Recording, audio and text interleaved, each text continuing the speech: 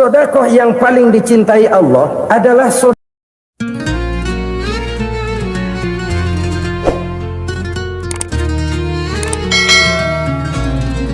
sedekah yang paling dicintai Allah adalah sedekah yang disembunyikan.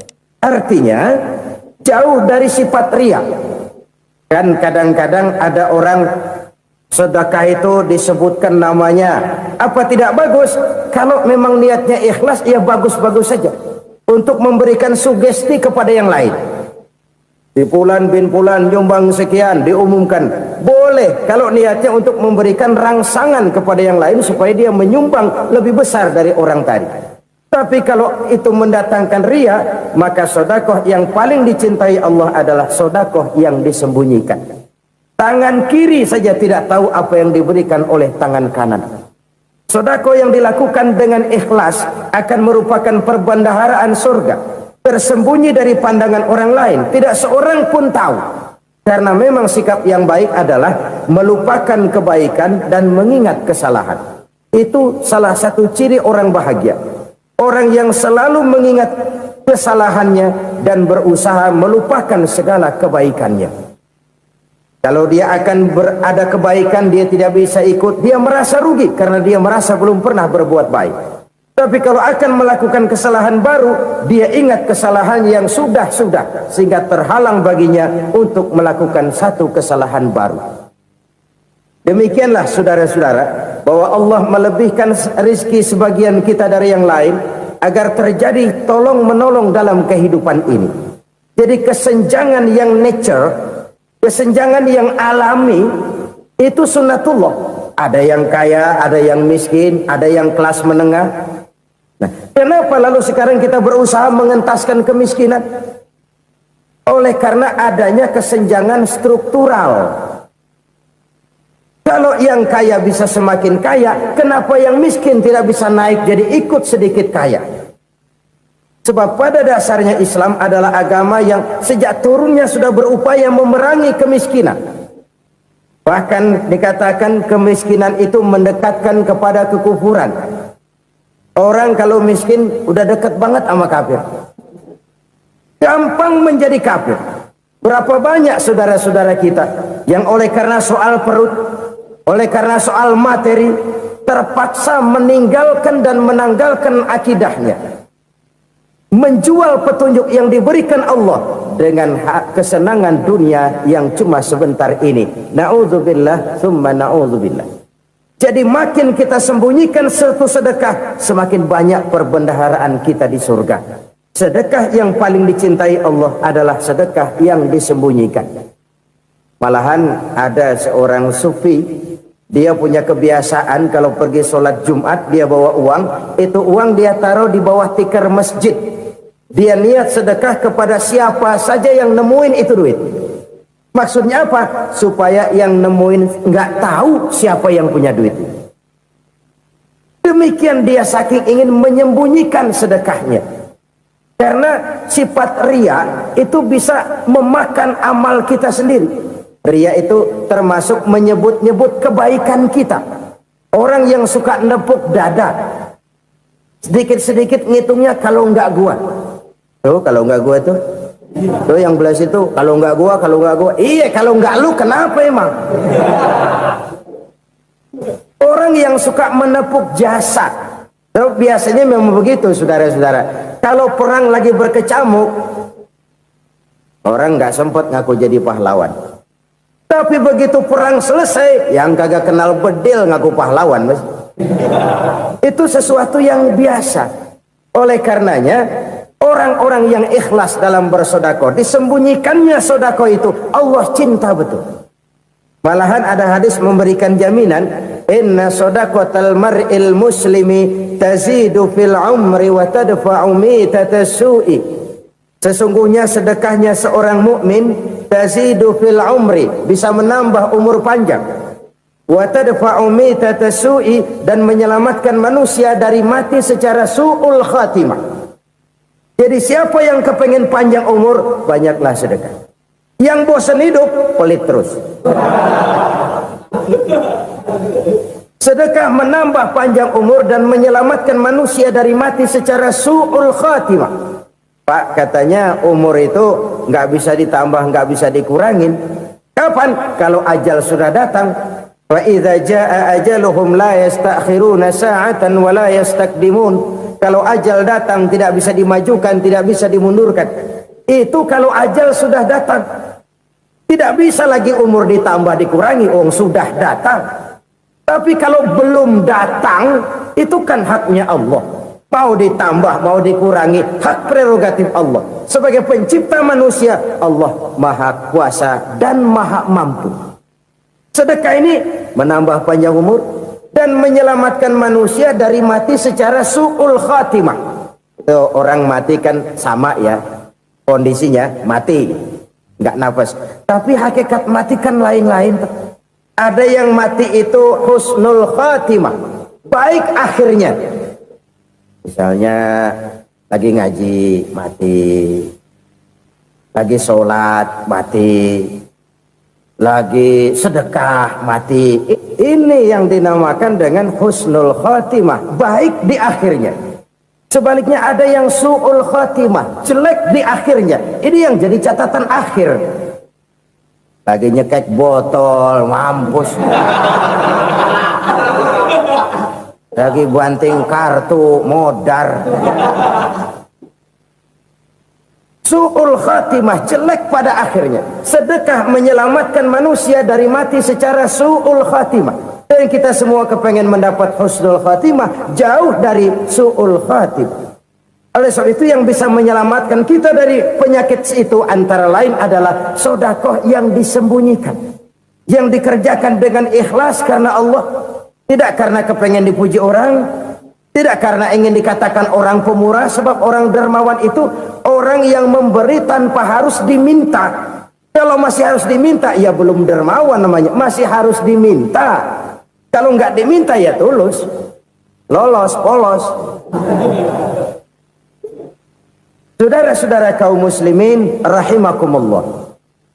Harta adalah amanat dan akan kita pertanggungjawabkan. Allah melebihkan rizki sebagian kita dari yang lain agar kita saling tolong menolong, bantu membantu. Nabi janjikan siapa yang meringankan beban saudaranya muslim di dunia, Allah akan meringankan bebannya di akhirat nanti. Sebuah jaminan dari baginda Nabi. Si orang yang kita bantu barangkali tidak bisa membalas, Allah yang akan membalas lewat jalan lain yang tidak pernah kita sangka-sangka. Ada orang tanya, Pak, ini ada orang nyumbang masjid sambil marah-marah, bagaimana? Saya bilang sumbangannya aja ambil, marahnya jangan. Marahnya jangan diambil, itu urusan dia. Saudara-saudara kaum muslimin rahimakumullah. Umat Islam ini kan umat yang punya potensi besar. Kadang kita merenung, kenapa kadang-kadang pembangunan masjid kok lambat sekali? Kalau hotel hari ini peletakan pertama, bulan depan peresmian. Supermarket hari ini peletakan batu pertama, minggu depan peresmian. Tapi kalau sudah yang namanya masjid, kadang-kadang peletakan batu pertama sekaligus jadi batu terakhir. 3 tahun, 4 tahun, campur nebar jalak di jalanan, duit dijaring kayak ikan sepat. Apa tidak ada orang Islam yang kaya? Banyak. Apa tidak ada pengusaha muslim yang jadi konglomerat? Ada. Lalu yang belum banyak itu yang komit terhadap nilai-nilai agamanya. Akhirnya kita jatuh jadi umat yang lemah. Belum ada pengusaha konglomerat muslim buka pabrik supermi cap beduk misalnya umpamanya atau pabrik kecap cap sorban supaya identitas keislamannya sedikit kelihatan. Kita jatuh jadi umat yang lemah karena potensi tidak terinventarisir dengan baik. Kita ini ibarat kompor yang cuma matengin nasi orang lain. Potensi kita dimanfaatkan oleh orang lain. Ukhuwah Islamiyah kita baru terbatas kepada silaturahmi. Ukhuwah di bidang ekonomi kita lemah, ukhuwah di bidang kebudayaan kita lemah, apalagi ukhuwah di bidang politik kita lebih rapuh lagi. Padahal ukhuwah itu adalah totalitas kehidupan manusia, menyangkut ipoleksos bud, memerlukan nilai-nilai ukhuwah. Jadi oleh karena itu mari kita menyadari di dalam harta kita, walaupun kita yang cari pergi pagi pulang sore peras keringat banting tulang, di sana ada harta anak yatim, di sana ada hak masjid, di sana ada hak pesantren, di sana ada hak jihad. Berbahagialah seseorang apabila dia oleh Allah dijadikan keran. Keran itu menyimpan air, tapi tidak untuk dirinya, tapi disalurkannya kepada mereka yang memang memerlukannya. Saudara-saudara kaum muslimin rahimakumullah, ini yang pertama. Jadi perbendaharaan surga adalah menyembunyikan sedekah. Orang lain nggak tahu, kita pun nggak pernah ngitung-ngitung. Kita anggap lewat begitu saja, padahal itu deposit akhirat. Satu. Yang kedua, perbendaharaan surga itu apa? Wa kitmanul musibah, menyembunyikan kesulitan. Kadang orang takut menghadapi kesulitan, tapi makin kita merenung, hidup ini kan sebenarnya urusan. Takut sama urusan, ya jangan hidup. Tandanya orang hidup itu kalau punya urusan. Urusan merupakan problem sering menimbulkan kesulitan. Kesulitan bukan untuk ditakuti, tapi untuk diatasi dan dicarikan jalan keluarnya. Siapa sih orangnya yang nggak pernah sulit-sulit? Makin tinggi status sosialnya, makin gede urusannya. Makin tinggi kualitas imannya, makin berat tingkat kesulitannya. Cuma memang yang namanya enak itu seperti pelangi. Biang lala itu nggak pernah di atas kepala kita, di atas kepala orang melulu. Lo sih enak lo, kata kita. Dia juga bilang yang enak kan lo. Pelangi itu nggak pernah di atas kepala kita. Kata tukang beca, aduh enak ya naik Mercy. Kata tukang beca, apa yang di dalam mobil Mercy? Aduh enak bener tukang beca, di jok ngeringkuk ngorok pulas bener. Saya kamar pakai AC sejuk, tempat tidur sutra empuk, alga spring bed, gula kulik nggak bisa pulas kalau belum minum Valium, belum tidur. Enak bener tukang beca, di jok ngorok nggak tahu wetan kulon. Si tukang beca bilang yang di Mercy enak, yang di Mercy bilang tukang beca enak. Inilah enak, nggak pernah di atas kepala kita, di atas kepala orang lain melulu enak itu. Nah saudara-saudara, yang merupakan perbendaharaan surga itu orang yang bisa menyembunyikan kesulitan, baik pribadi ataupun rumah tangga. Nih terutama rumah tangga yang jadi soalnya. Kadang-kadang kita ini kalau senang, sebaliknya kalau senang kita diam, kalem aja, cuek. Banyak banget duit kita bawaan, diam aja udah. Malah ketemu orang takut. Tapi begitu susah, sekampung tahu. Padahal Nabi mengajarkan perbendaharaan surga itu menyembunyikan musibah, menyembunyikan kesulitan.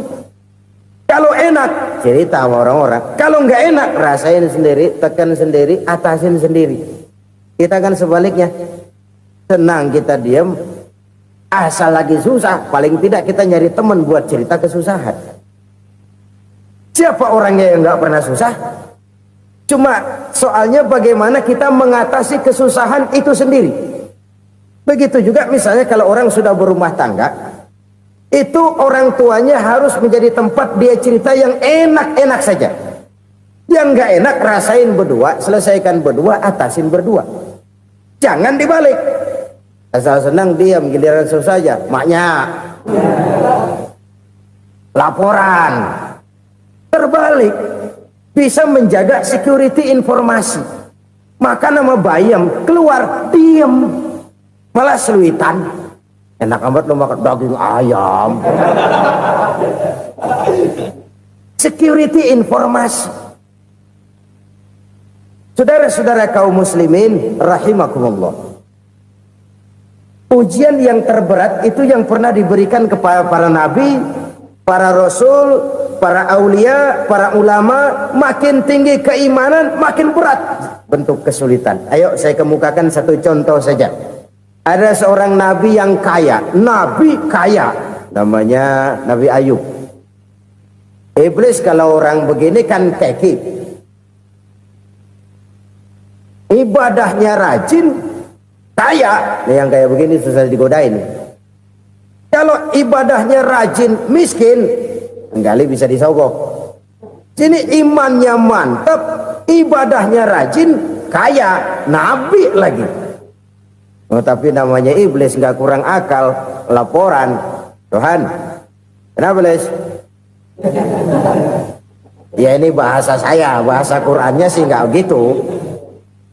Itu hambamu yang namanya Ayub, dia rajin ibadah cuma karena dikasih kaya aja. Coba kasih miskin dia, berhenti dia sembahyang. Ah, kamu bisa aja. Saya tahu Ayub itu hambaku yang ikhlas. Saya buktiin Tuhan, silahkan. Dibuktiin lah, iblis turun ke alam ini. Yang mula-mula dia lakukan, dia rusak sawah ladang Nabi Ayub. Dia binasakan binatang ternak Nabi Ayub. Sehingga dalam waktu singkat, jatuhlah Nabi Ayub dari orang paling kaya jadi orang paling miskin. Beliau masih ibadah di mihrab dalam masjid. Datang iblis. Saudara Ayub, ya, lagi ngapain? Ibadah. Nyembah Allah, nyembah Allah. Oh, percuma. Kenapa? Tuhan yang ente sembah nih, dia udah bikin miskin ente. Sawah ladang ente hancur lebur, binatang ternak binasa. Sekarang ente jadi orang paling miskin. Ngapain nyembah Tuhan kayak begitu? Tekor. Udah berhenti dah ibadah, berhenti ibadah. Ini iblis sama Tuhan laporannya lain, yang dikerjakan kepada Nabi Ayub juga lain. Benar begitu iblis kata Nabi Ayub? Iya, sawah ladang saya habis, buras. Binatang ternak saya binasa, binasa. Saya miskin, bangpak. Apa jawab Nabi Ayub? Bukan innalillahi, ini hebat. Alhamdulillahillazi a'tani wa akhza minni. Segala puji bagi Allah yang telah memberikan harta kepada saya dan sekarang mengambilnya lagi. Alhamdulillah. Allah yang ngasih, Allah yang ambil. Itu mah urusan Allah. Iblis cuman ibadah jalan terus, sujud lagi Nabi Ayub. Iblis seleher gondok banget. Dasar Nabi nggak mempan dia apa-apain. Miskin malah alhamdulillah. Allah yang ngasih, Allah yang ngambil. Jadi kalau kita tidak komit, kita tidak terikat kepada kaya, miskin, senang, susah, apa yang bisa bikin kita susah? Jadikan kekayaan, kemiskinan, jadikan senang susah sebagai anak buah yang bisa kita atur. Jangan kekayaan ngatur kita, jangan kemiskinan ngatur kita. Kita yang harus mengatur mereka. Senang susah, kaya, miskin, bahagia, sengsara, jadikan itu anak buah yang bisa kita atur. Kalau sekarang kita kaya, lain saat boleh jadi kita miskin, semiskin-miskinnya. Allah yang ngasih, Allah yang ngambil. Tenaga mana yang bisa menghalangi? Ibadah jalan terus. Iblis makin gondok. Dasar Nabi loh. Akhirnya apa? Nabi Ayub dikerjain, diberikan penyakit. Demikian fatal penyakitnya. Bayangin, udah miskin sakit. Masya Allah. Miskin sakit. Sakitnya nggak lama, kira-kira 16 tahun. Istrinya 3, 2 mental minta ceraiin. Ngerawatin laki bengek begini. Senang belum tentu, susah udah pasti nih. Cerai aja, cerai dah. Cerai. Tinggal satu Siti Rahmah yang setia menemani beliau. Sesetia-setianya hati perempuan. Satu saat Siti Rahmah bilang, "Bang, iya, abang kan Nabi bang. Lalu namanya Nabi kan doanya jarang meleset bang. Maksud kamu minta kenapa sih sama Tuhan biar abang sembuh baik dah bang?" Siti Rahmah, iya. Saya sakit berapa tahun sih dah? 16 tahun bang. Sebelum ini saya sehat berapa tahun? Ya kira-kira 60 tahun bang. Nah coba ente banding-bandingin Rahmah. Saya dikasih sehat 60 tahun, dikasih sakit 16 tahun. Sudah nggak sabar mau doa kepada Allah minta sembuh. Saya malu kepada Allah. diuji dengan yang luar biasa seperti ini, tidak mengganggu stabilitas kehambaannya. Dia tetap menghamba kepada Allah Subhanahu wa ta'ala. Saudara-saudara kaum muslimin rahimakumullah, kunci menghadapi kesulitan itu apa? Allah jelaskan dalam satu ayat, wa basyiris sabirin alladzina iza asabathum musibah qalu inna lillahi wa inna ilaihi raji'un. Gembirakan orang-orang yang sabar. Siapa mereka itu? Yang apabila mendapat musibah mereka kembali kepada keyakinan dasar, segalanya dari Allah dan segalanya akan kembali kepada Allah. Ini konsepsi dasar dari sikap muslim dalam menghadapi berbagai kesulitan. Segalanya dari Allah, segalanya akan kembali kepada Allah. Kalau ini sudah kondisi dasarnya, maka kita akan lapang menghadapi kenyataan bagaimanapun pahitnya.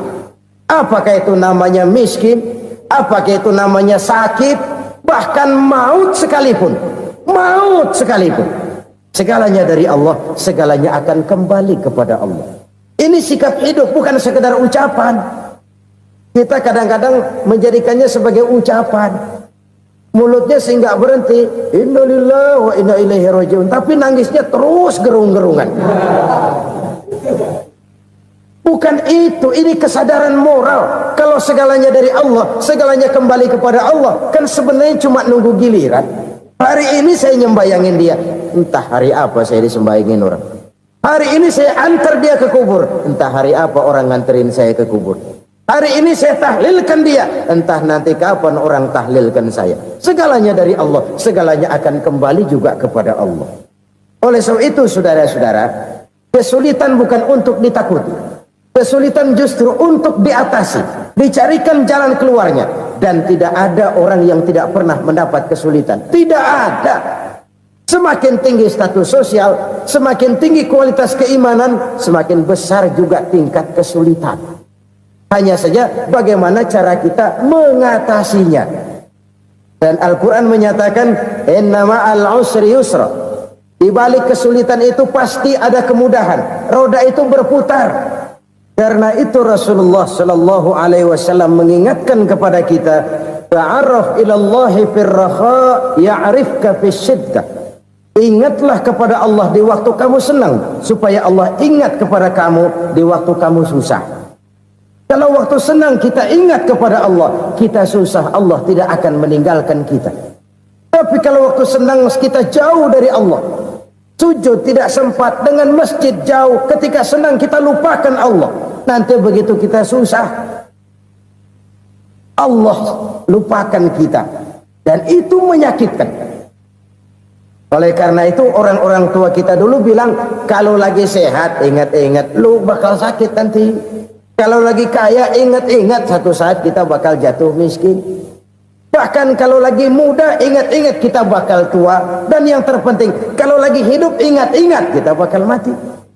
Saudara-saudara kaum muslimin rahimakumullah. Jadi yang kedua yang merupakan perbendaharaan surga, menyembunyikan musibah. Saudara-saudara kaum muslimin rahimakumullah. Hal ketiga yang merupakan perbendaharaan surga adalah wasilatur rahmi. Orang yang suka bersilaturahmi. Sebagaimana yang kita maklum bahwa manusia adalah makhluk yang disebut zon politika. Makhluk sosial yang tidak mungkin hidup sendiri-sendiri. Betapa dan siapapun kita memerlukan orang lain. Bodoh betul manusia kalau tinggal di tengah masyarakat tapi tidak mau bermasyarakat. Merasa hebat sendiri, pinter sendiri, gagah sendiri, kaya sendiri. Mungkin kalau mati juga ngubur sendiri. Jangankan kita di sini, di sorga saja Nabi Adam waktu sendirian bengong melulu, mondar mandir. Allah tegur dam sepi dam. Ya ini kalau bahasa saya.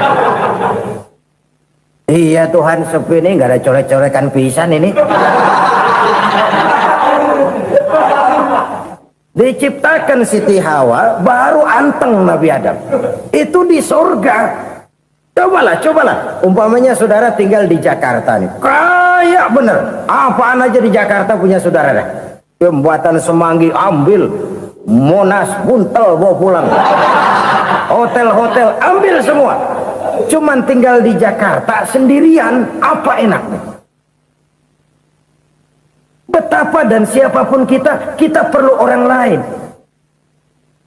Tidak ada seorang pun yang bisa memenuhi kebutuhan hidupnya secara sendiri-sendiri. Nah, Islam telah menyelamatkan manusia dari ras diskriminasi, mengikat manusia dengan persaudaraan yang berlandaskan kepada akidah.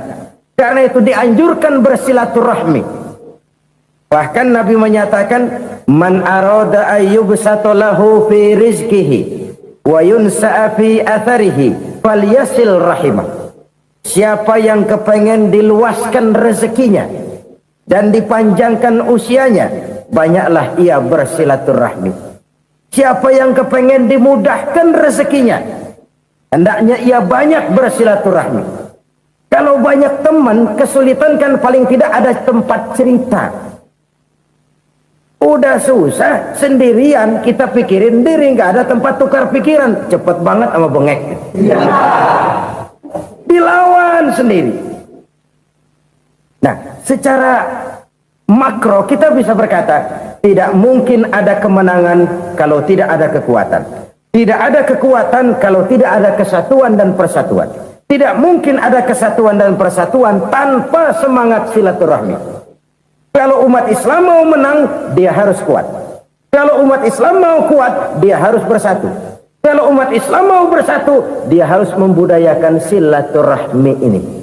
Bahkan sampai-sampai kata Nabi, kalau bisa cari nilai tambah. Apa? Silman qata'ak. Bersilaturahmilah kau kepada orang yang marah denganmu. Masya Allah, indahnya ajaran agama kita.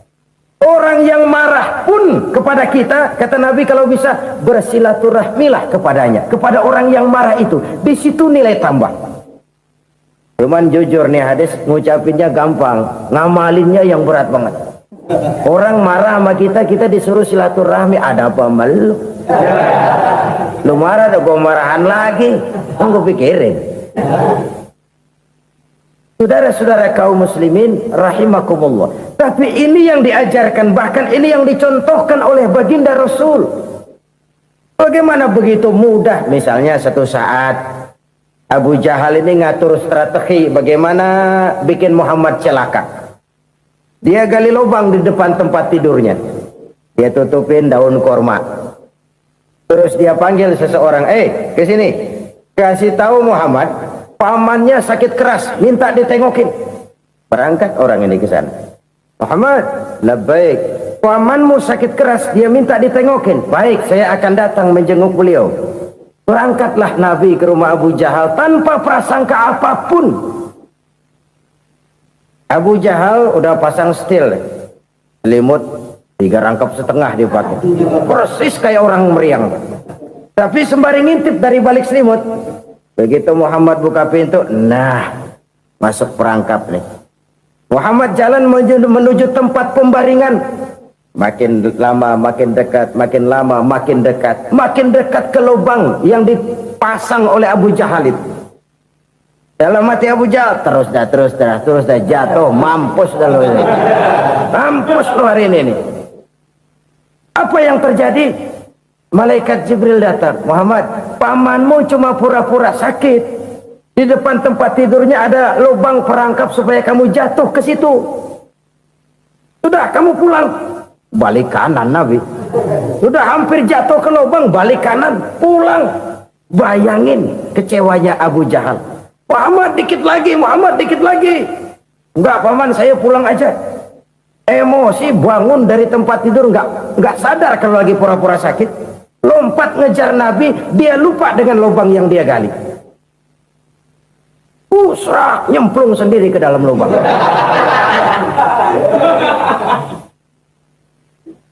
Nabi terus berlalu. Ini terjadi keanehan. Jatuh ke lubang yang dia gali itu sebenarnya nggak terlalu dalam ya, antara 3-4 meteran lah. Tolong saya jatuh ke lubang ini. Datanglah pelayan-pelayannya itu. Angkat saya dari sini. Oh, yang ngulurin tambang. Satu gulung, belum juga nyampe itu tambang. Kurang, beli lagi ke warung. Sambung, ulur lagi, nggak juga bisa sampai. Wah, ini kerjaan Muhammad ini. Tolong siapa salah seorang kamu ke rumah Muhammad, kasih tahu encangnya kecebur. Minta ditolongin. Sampaikan kepada Rasul. Kenapa? Pamanmu jatuh ke lubang, Muhammad minta tolong diangkatin. Hambang udah nyambung-nyambung nggak nyampe juga. Ya, nanti saya datang, saya tolong. Coba. Nyata-nyata orang berniat jahat mau mencelakakan dia. Datang dia menolong. Ini yang disebut air tuba dibalas air susu ya ini. Bukan sebaliknya. Air tuba dibalas air susu. Paman, kecebur ya? Iya Muhammad, tolong ini. Pegang tangan saya. Nabi ulurkan tangannya. Nyampe. Dipegang oleh Abu Jahal. Diangkat ke atas. Sampai atas. Apa kata Abu Jahal? Sihirmu memang hebat Muhammad. Udah ditolongin dikata sihir. Yang enak kita kemplang kan itu orang begitu. Urusan apa? Tapi inilah akhlak. Kalau bisa kamu bersilaturahmilah dengan orang yang marah kepadamu sekalipun. Orang marah kita tetap baik. So, kalau kita berbuat baik sama orang yang memang baik, rasanya sih biasa-biasa aja. Orang baik kita baik lagi, ya draw aja, belum ada nilai tambah di situ. Baru ada nilai tambah kalau kita bisa berbuat baik kepada orang yang nyakitin kita. Itu namanya kita setingkat di atas dia. Dia sakitin kita, kita berbuat baik sama dia. Dia pelit sama kita, kita baik sama dia. Dia marahin kita, kita deketin dia. Di situ kita punya nilai tambah. Jadi siapa yang ingin diluaskan rezekinya kata Nabi dan dipanjangkan umurnya, hendaklah ia banyak-banyak bersilaturahmi. Sederhana sebenarnya silaturahmi, tapi silaturahmi membangkitkan semangat kesatuan dan persatuan. Kesatuan dan persatuan melahirkan kekuatan. Dalam matematika 1 ditambah 1 pasti 2. Tapi di tengah masyarakat 1 orang takut ditambah 1 orang takut, hasilnya jadi 2 orang setengah berani. Kenapa setengah berani? Karena udah berdua. Tadi pan takut sendirian. Kalau dia kumpul turu-turu takutlah jadi berani. Kita yang lemah, kita yang tidak berdaya, kita yang miskin, kalau mau kompak bersatu, apa yang nggak bisa kita kerjain? Apalagi tinggal di kota besar, pilihan cuma 2. Bertahan atau minggir. Bertahan atau minggir. Untuk bisa bertahan harus mampu bersaing. Untuk mampu bersaing harus punya keahlian. Keahlian harus ditunjang dengan pendidikan, ditambah oleh kekompakan sebagai umat. Udah miskin mencar mulu, orang injak kita. Orang nggak pandang urusan apa malu. Oleh karena itu silaturahmi pada hakikatnya merupakan roh dari ukhuwah yang diajarkan oleh agama kita. Bagaimana Islam menyelamatkan masyarakat manusia dari ras diskriminasi, mengikat manusia, dan tidak ada persaudaraan yang lebih indah selain persaudaraan yang diikat dengan nilai-nilai akidah. Sepanjang orang di jalan Allah, itulah saudara kita. Keluar dia dari jalan Allah, selesailah persaudaraan sampai di situ. Karena itu, kalau ingin menyimpan sesuatu di surga, banyaklah bersilaturahmi. Datang ke rumah ini, datang ke rumah itu, dan lain sebagainya. Itu simpanan kita di akhirat nanti. Ini yang ketiga. Saudara-saudara, yang keempat, perbendaharaan surga itu apa? Wa qawlu la hawla wa la quwwata illa billah. Ucapan la hawla wa la quwwata illa billah. Ibadah kan ada yang berat, modalnya besar. Bangun masjid berat, modalnya besar. Bangun rumah sakit berat, modalnya besar. Ada ibadah yang berat tapi modalnya ringan. Misalnya puasa. Puasa itu berat, mengendalikan nafsu. Kalau sekedar nggak makan nggak minum sih enteng, mengendalikan nafsu. Itu jihad terbesar, tapi kan modalnya ringan, cuma niat saja. Ini ibadah berat, modalnya ringan. Ada ibadah yang ringan, modalnya juga enteng. Seperti termasuk ucapan la haula wa la quwwata illa billah. Tanpa sadar, la haula wa la quwwata illa billah, nyelengin tuh di surga. Nyelengin kita nggak terasa, nyelengin simpenan akhirat. La haula wala quwata illa billah, nyimpan lagi. Kaget, la haula wala quwata illa billah, nyimpan lagi. Banyak simpenan. Walaupun sebenarnya yang dimaksud di sini adalah kesadaran batin bahwa tidak ada daya dan kekuatan kecuali Allah. Itu intinya. Kita memulai pekerjaan disunahkan baca bismillah, kan begitu. Apa itu? Kesadaran moral bahwa ini saya bisa kerjakan. Saya kerjakan ini dengan menyebut nama Allah. Kenapa? Kalau Allah tidak memberikan daya dan kekuatan, mana mampu saya kerjakan ini. Maka saya kerjakan ini dengan menyebut nama Allah. Bismillah. Kesadaran moral. Manusia hanya wajib berusaha, tapi nggak pernah wajib berhasil. Banyak hal-hal yang kalau kita renungkan secara rasio nggak mungkin, tapi jadi kenyataan. La haula wala quwata illa billah. Tidak ada daya dan kekuatan kecuali bagi Allah semata-mata. Kesadaran moral akan kelemahan dan keterbatasan makhluk bernama manusia. Kadang kita kagum dengan otak, tapi kita sering lupa sama yang bikin otak. Padahal bagaimanapun hebatnya otak, yang bikin otak pasti lebih hebat dari otak. Nggak percaya, silahkan otak-otakan. Inilah kecenderungan. Kita kagum dengan pesawat-pesawat mutakhir, bukan main besi gede banget terbang itu. Alangkah hebatnya. Lalu apa yang bikin otak tidak lebih hebat dari itu semua? Kita puji laut. Apa yang bikin laut tidak lebih hebat dari laut itu? La haula wala quwata illa billah. Tidak ada daya dan kekuatan kecuali Allah. Apa yang bisa kita lakukan kalau tidak karena daya dan kemampuan yang diberikan oleh Allah kepada kita? Lahirlah sikap tawadu, rendah hati, tidak melonjak menjadi angkuh dan sombong, sadar akan kelemahan dan keterbatasan diri sebagai makhluk yang diciptakan oleh Allah Subhanahu wa taala. Jadi satu sisi ini ucapan yang berpahala, la haula, jadi wiridan. Pada sisi lain ini kesadaran moral, sikap mental, kesadaran batin bahwa yang punya daya dan kekuatan itu cuma Allah. Kita nggak pantas untuk sombong, sebab sombong itu pakaiannya Allah. Kita nggak sedang pakai pakaian Allah, kegedean. Dan makin kita renungi, makin terbentur. Apa sih yang bisa kita sombongin? Kita mau sombong apa? Kaya, pintar, itu kan semua relatif. Di atas langit masih ada langit lagi. Jadi oleh karenanya, marilah kita menyadari, manusia hanya wajib berusaha, tapi tidak pernah wajib berhasil. Yang berusaha saja tidak wajib berhasil, apalagi yang tidak berusaha. Islam bukan agama orang pemalas yang selesai sholat lalu endelohom, nggelenggem ayem-ayem. Tapi Islam bukan agama orang sombong yang setelah berusaha lalu tidak memerlukan Allah. Kita bisa saja bikin proyeksi, tahun sekian kita bakal panen besar menurut perhitungan otak. Tapi ada kejadian lain. Apa? Tikus ngambek. Habis itu dimakanin tikus, panen gagal. Proyeksi rasional gagal oleh tikus-tikus yang ngambek itu.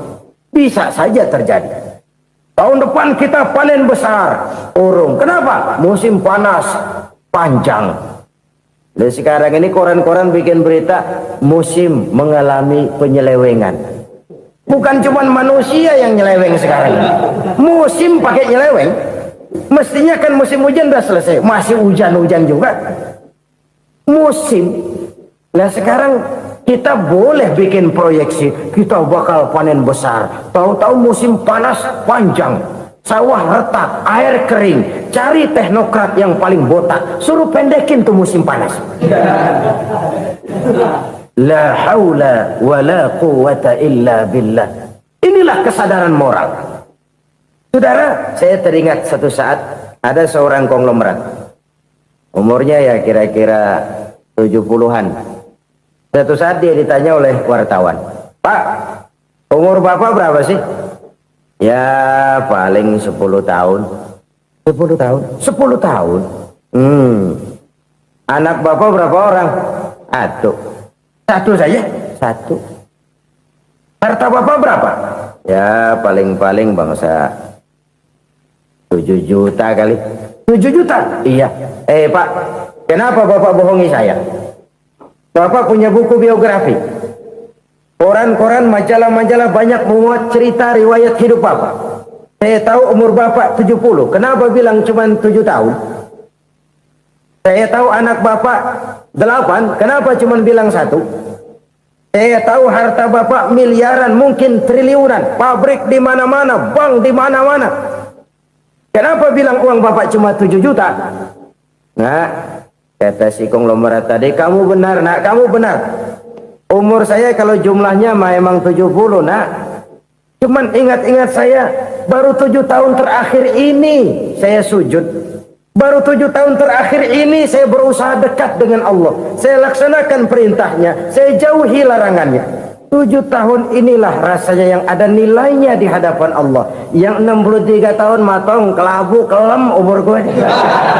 Habis untuk maksiat, untuk munkarat. Maka ketika ditanya tadi, umur saya 7 tahun itu. Oh begitu Pak. Oh iya. Lalu anak Pak, anak bapak kan 8. Kenapa bilang cuma 1? Nah, kalau jumlah hitungannya memang anak saya 8.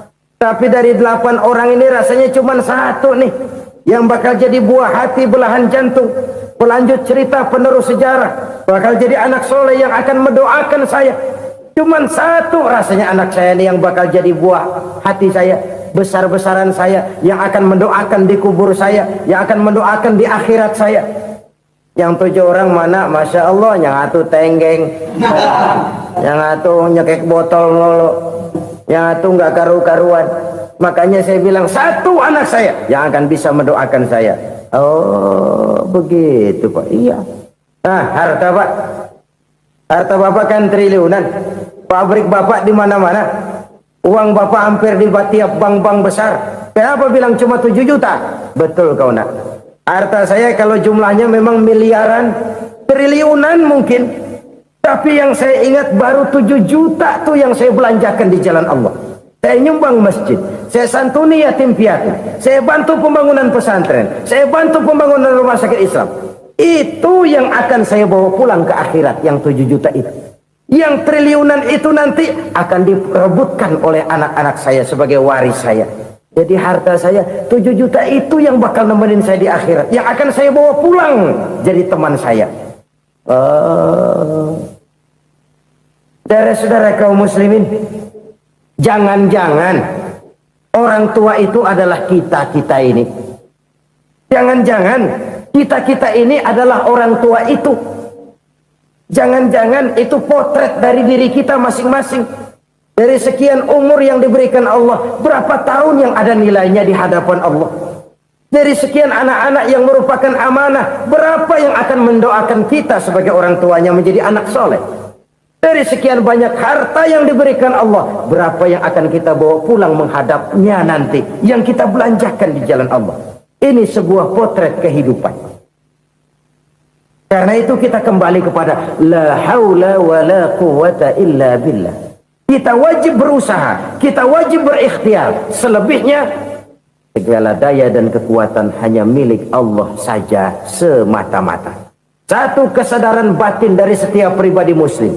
Setelah ia berusaha dan berikhtiar, ia menyerahkannya kepada Allah Subhanahu wa ta'ala. Jadi satu sisi ini merupakan wiridan ucapan yang mengandung pahala, pada sisi lain ini merupakan sikap batin dari seorang muslim di dalam ia menghadapi realitas kehidupan ini.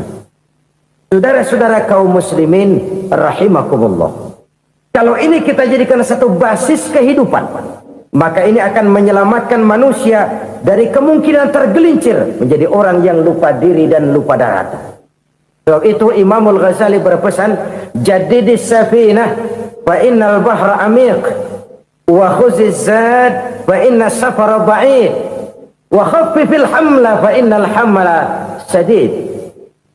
Perbarui selalu kapalmu karena lautan sangat dalam. Bawa bekal yang banyak karena perjalanan ini sangat jauh. Ringankan beban karena kebanyakan beban akan menyakitkan. Alangkah indah kalimat ini Alangkah dalam makna yang terkandung di sana. Perbarui selalu kapalmu karena lautan sangat dalam. Apa artinya ini? Jaga mentalmu baik-baik. Pelihara imanmu baik-baik karena hidup penuh cobaan seperti lautan. Kita kalau berlayar di lautan kan kadang-kadang tenang, angin bertiup sepoi-sepoi basah. Jika malam datang, bintang gemintang bertabur menghias cakrawala. Rembulan memantulkan sinarnya dengan indah. Dalam keadaan begitu berlayar enak. Tapi lain saat ombak menggunung, halilintar menyambar, angin topan bertiup. Berapa banyak sudah saudara-saudara kita yang tenggelam di lautan dunia tanpa sadar bahwa dia belum sampai kepada pantai yang akan dituju. Berapa banyak sudah saudara-saudara kita yang tenggelam di lautan dunia ini tanpa sempat bangkit lagi. Dia menyangka sudah sampai kepada tujuannya. Hati-hati kapal jangan sampai bocor karena lautan sangat dalam. Iman ini jaga baik-baik karena hidup penuh dengan ujian. Wa khuzizat fa inna safara ba'id. Bawa bekal yang banyak karena perjalanan sangat jauh. Saudara mau ke Bandung, bawa duit. Saudara mau ke Surabaya, banyakan lagi duitnya. Saudara mau ke Mekah, gepokan, iketan tuh duit nggak lembaran lagi. Makin jauh perjalanan, makin banyak bekal yang harus kita bawa. Kalau saudara dari Jakarta mau ke Surabaya, kagak bawa duit berangkat juga, itu sih bukan berani namanya, nekat. Sampai Surabaya belum tentu, sengsara di jalan udah pasti. Kenapa? Nggak bawa bekal berangkat.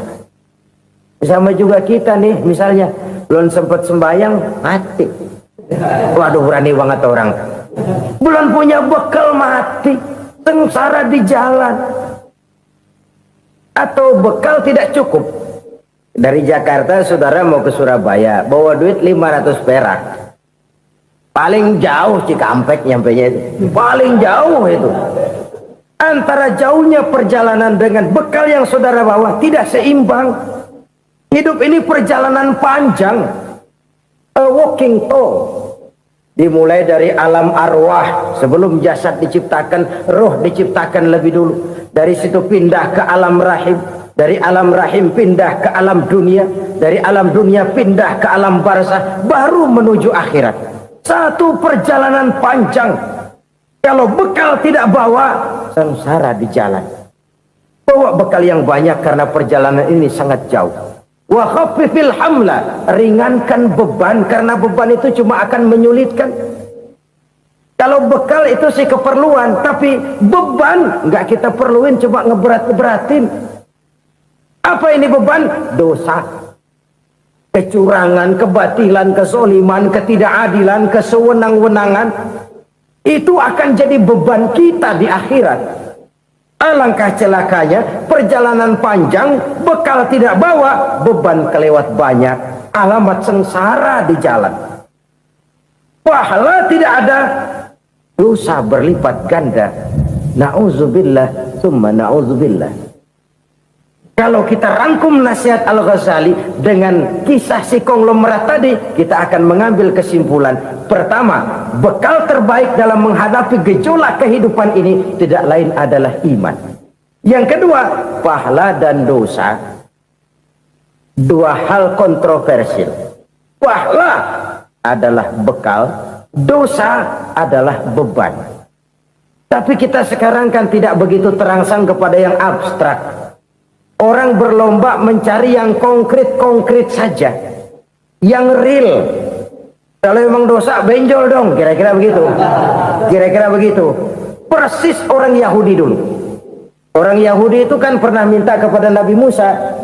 Ya Musa, lan nu'mina laka hatta narallaha jahrah.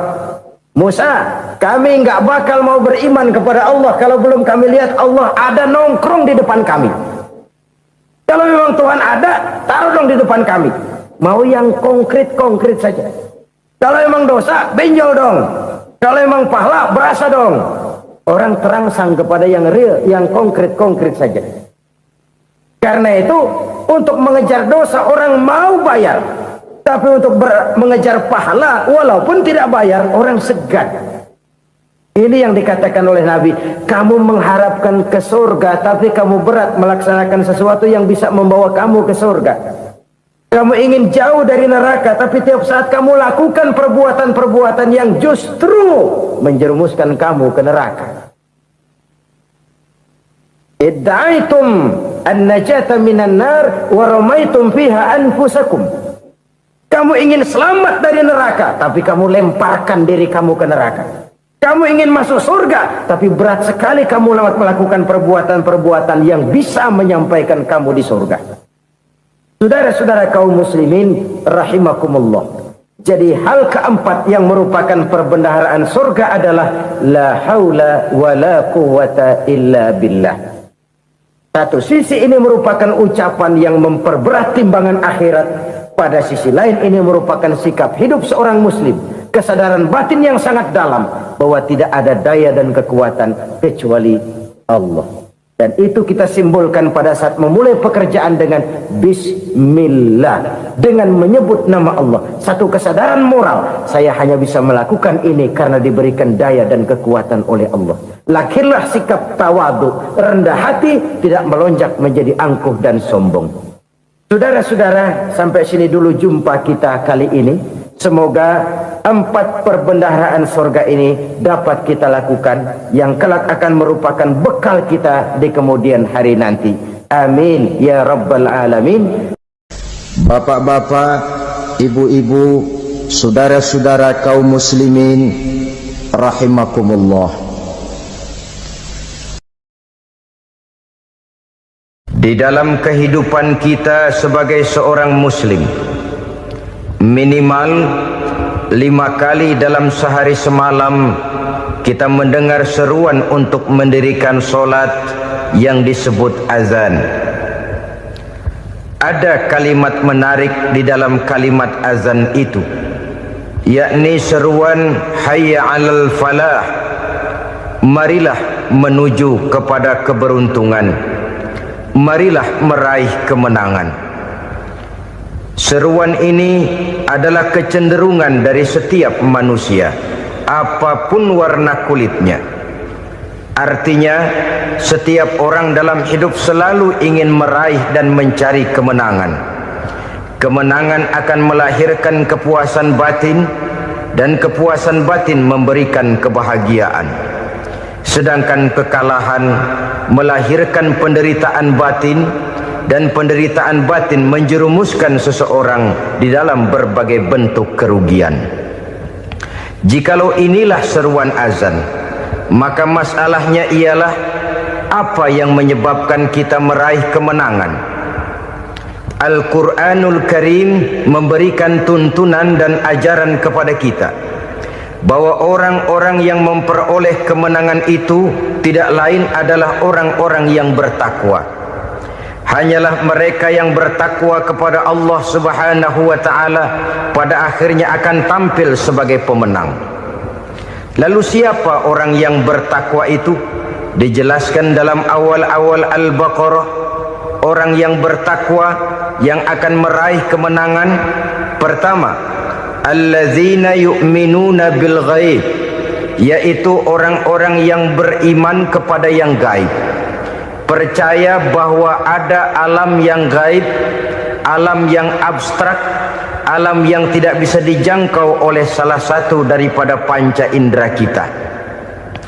Mereka percaya dan beriman kepada adanya malaikat, beriman kepada adanya iblis dan jin, beriman kepada adanya alam kubur, beriman kepada adanya alam mahsyar, beriman kepada adanya alam akhirat, beriman kepada adanya surga dan neraka. Beriman bukan cuma sekedar beriman dalam ucapan bibir saja, tetapi beriman yang nilai iman itu mampu mewarnai gerak dan gaya hidupnya. Iman yang meresap sampai ke tulang sumsum, kemudian memberikan dampak positif di dalam kehidupan manusia. Alam, kita tahu, adalah sesuatu yang selain Allah, dan Allah bukanlah alam. Apapun namanya selain daripada Allah, itu adalah alam. Alam pada hakikatnya terbagi menjadi dua. Ada alam syahadah, alam nyata, alam konkret, alam yang bisa dijangkau oleh salah satu indera kita. Kemudian ada alam ghaib, alam yang tidak bisa dijangkau oleh panca indera kita, alam metafisika, alam abstrak, alam yang wajib kita imani keberadaannya. Kita percaya bahwa malaikat itu ada, kita percaya kepada jin, bahwa jin itu ada, kita percaya kepada adanya iblis dan setan. Bukan percaya kepada iblis dan setannya, percaya bahwa iblis dan setan itu ada. Itu termasuk salah satu daripada sifat orang yang bertakwa kepada Allah. Saudara-saudara kaum muslimin rahimakumullah, kecenderungan pembangunan yang lebih bersifat materialistis biasanya menggeser aspek kehidupan rohani. Orang berpikir empiri, dan dalam pola pikir yang demikian maka alam gaib tidak lagi mendapat perhatian. Aspek kehidupan yang bersifat rohaniah malah mulai ditinggalkan. Akibatnya terjadilah kepincangan di dalam kehidupan kita. Pernah ada satu pengalaman pribadi dalam perjalanan kembali ke tanah air. Dalam pesawat di sebelah kanan saya duduklah seorang Jerman namanya Heiner Simonsen. Iseng saya ajak kenalan, saya ajak ngobrol, saya tanya dia. Saya bilang, Mas Heiner ini,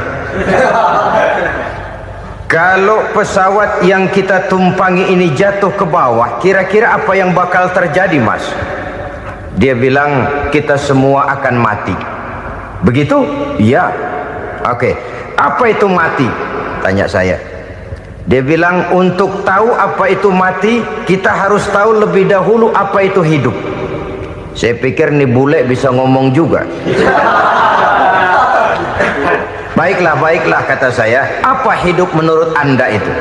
Oh, hidup itu dia bilang, kalau seluruh anggota badan kita bekerja secara normal, paru-paru memompa darah secara normal, jantung berdetak secara normal, sel-sel tubuh bekerja secara fit, dan organisme tubuh hanya mau bekerja secara normal, dia bilang, kalau kita memberi makan yang cukup, menu yang teratur, dan gizi yang lengkap.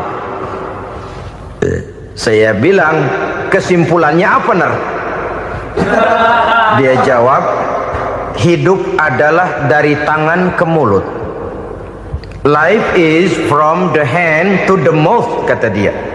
Hidup adalah dari tangan ke mulut. Jadi masalah hidup tidak lebih daripada masalah isi perut. Orang pergi pagi, pulang sore, peras keringat, banting tulang, perut yang dibelain. Saya bilang, you are wrong. Sampean salah, Ner. Kamu orang Islam bukan? Bukan. Pantas. Kenapa saya salah? Dia bilang, ya jelas salah. Salahnya di mana? Kamu ini manusia. Kalau hidup cuma dari tangan ke mulut, saya bilang, kambing di kampung saya juga begitu pikirannya, Ner. Itu kambing di kampung saya, asal perutnya kenyang, sudah hidup dia. Perkara besok bagaimana, lusa prospeknya macam mana, bulan depan ada apa, kambing nggak pernah mikir. Di kampung saya kambing juga pikirannya begitu.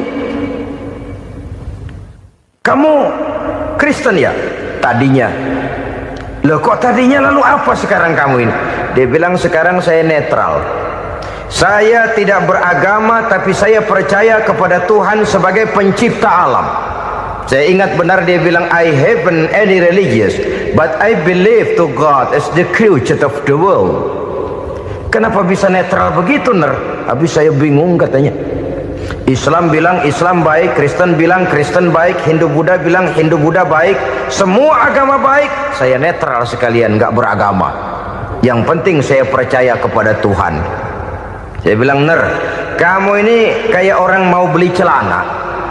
Lalu bingung, yang satu bilang Levi's bagus, yang satu bilang Blue Jean hebat, yang satu bilang Wool England hebat, celana ini hebat, celana itu bagus, celana ini hebat, semua celana bagus, kamu bingung, akhirnya netral, tidak pakai celana.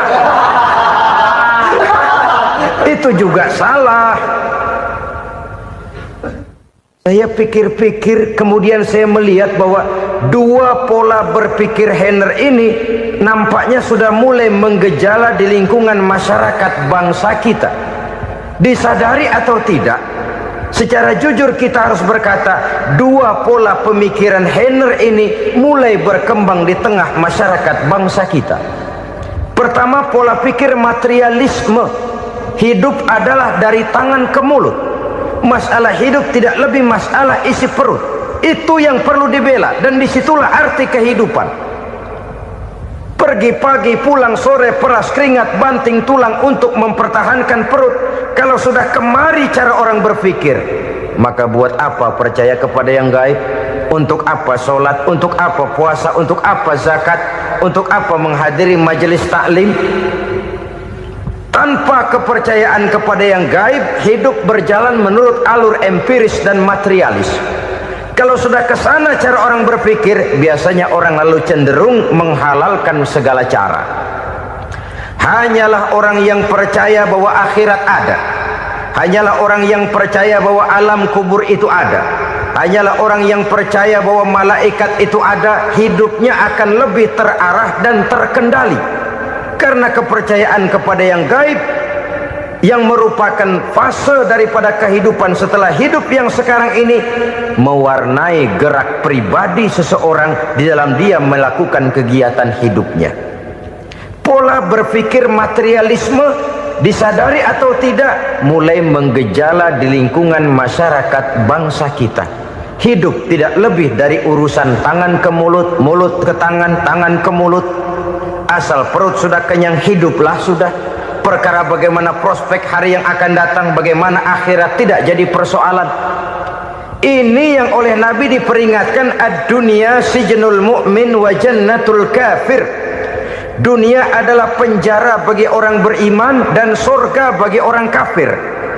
Dulu di zaman Belanda hadis ini pernah disalah tafsirkan, disalah artikan, digunakan sebagai senjata untuk mengkebiri dan membuat impoten umat Islam. Sudahlah umat Islam gak usah macam-macam, kata Belanda. Dunia ini kan penjara buat orang Islam, surga buat orang kafir.